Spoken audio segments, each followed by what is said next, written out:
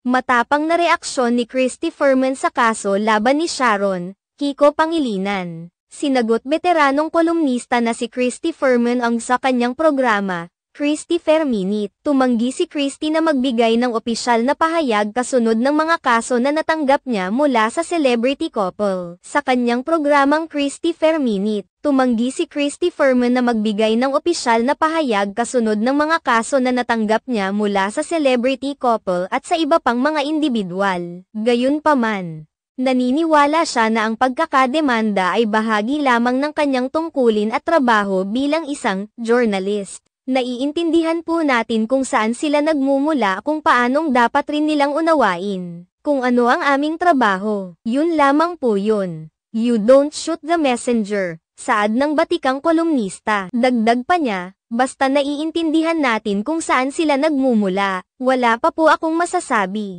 Wala pa kaming impormasyon na tinatanggap. Basta naiintindihan natin ito. Yan ay kasama po sa ating trabaho bilang mamamahayag. Iginiit pa niya sa kanyang pamilya at sa lahat na wala namang dapat ikahiya sa kasong cyber libel dahil kasama lamang ito sa kanyang trabaho. Mas nakakahiya kung ang kasong kakaharapin niya ay pagnanakaw. Matatandaang sinabi ni Sharon Cuneta na ang kanyang mga anak ang naapektuhan sa naging pahayag ni Christy Fermin laban sa kanya at naapektuhan na rin umano ang kanilang pamilya. Sa kabilang banda, bukod kay Sharon Cuneta at Kiko Pangilinan, sinampahan din ng kaso si Christy Fermin ni Bea Alonzo at ng ina ni Sara Labati. Hindi na rin naman ito bago kay Christy Fermin dahil noon pa man ay marami na ang nagdedemanda ng cyber libel o kaya naman ay libel labang sa kanya.